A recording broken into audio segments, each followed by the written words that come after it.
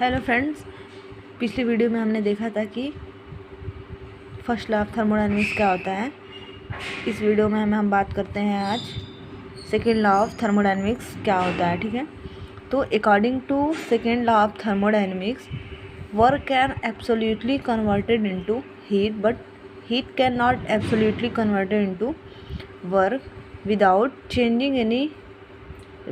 leaving any change in the system. It means work को हम absolutely heat में convert कर सकते हैं, but heat can not be absolutely converted into work. लेकिन हीट को हम एब्सोल्यूटली वर्क में कन्वर्ट नहीं कर सकते हैं।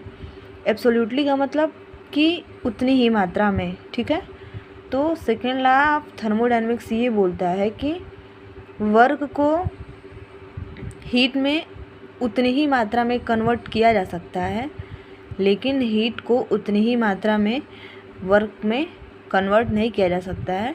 इसी को हम बोलते हैं सेकेंड लॉ ऑफ थर्मोडायनेमिक्स। अब all the spontaneous process are thermodynamically irreversible. ठीक है, मतलब जो सभी स्पॉन्टेनियस प्रोसेस होते हैं वो उष्मागतिकीय इरिवर्सिबल यानी कि इरिवर्सिबल होते हैं। ठीक है, इरिवर्सिबल मतलब होता है एक ही डायरेक्शन में, यानी कि यूनी डायरेक्शनल इसको हम बोलते हैं। अब इसमें दो स्टेटमेंट होते हैं सेकेंड लॉ ऑफ थर्मोडायनेमिक्स के लिए। एक होता है हमारा थॉमसन स्टेटमेंट, दूसरा होता है प्लांक स्टेटमेंट। अब थॉमसन स्टेटमेंट क्या होता है हमारा, heat can not flow from colder body to hotter body without the use of any external agency. It means heat जो होती है cannot flow from colder body to hotter body। मतलब heat जो होती है हमारी वो कोल्ड बॉडी से हॉट बॉडी की तरफ फ्लो नहीं करती है, जबकि वो क्या होता है कि हॉट बॉडी से कोल्ड बॉडी की तरफ फ्लो होती है। मतलब अगर हम किसी भी मटेरियल को लें तो जब हम मटेरियल को हीट देते हैं तो जहाँ से वो हीट लेता है या फिर जहाँ से वो गर्म होना स्टार्ट होता है, तो वहाँ से वो मटेरियल के उस पार्ट की तरफ जाता है जिधर हमारी मटेरियल क्या होती है, कोल्ड होती है, ना कि कोल्ड से हॉट की तरफ जाती है। ऐसा नहीं होता है। तो वही हमारा बोलता है Thomson statement, heat can not flow from colder body to hotter body without the use of any external agency। अब without the use of any external agency मतलब बिना किसी एक्सटर्नल एजेंसी के, मतलब बिना किसी एक्सटर्नल एजेंसी के ये जो प्रोसेस होता है वो नहीं होता है। अब हम बात करते हैं प्लांक स्टेटमेंट क्या होता है। तो प्लांक स्टेटमेंट हमारा ये बोलता है कि it is impossible to construct any heat engine which can convert in 100% heat into work। मतलब it is impossible मतलब यह संभव नहीं है कि कोई भी हीट इंजन जो है हीट को किस में चेंज कर सकता है, इनटू वर्क। मतलब 100% हीट को 100% वर्क में कोई भी हीट इंजन चेंज नहीं कर सकता है। तो ये हमारा बोलता है प्लांक स्टेटमेंट। ठीक है,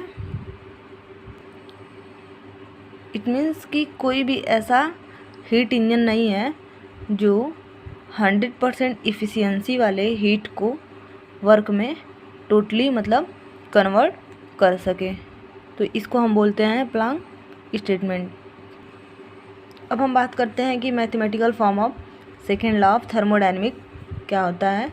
तो the ratio of infinitesimal change in heat and the temperature is equal to infinitesimal change in entropy, यानी कि ds इज ग्रेटर देन और equal del Q upon T.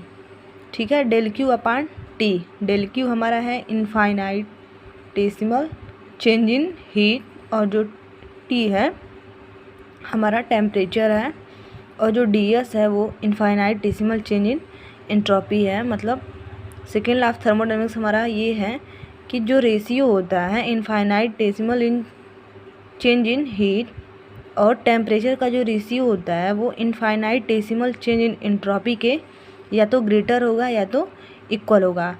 अब बात हमारी आती है कि ग्रेटर कब होता है और इक्वल कब होता है, ठीक है।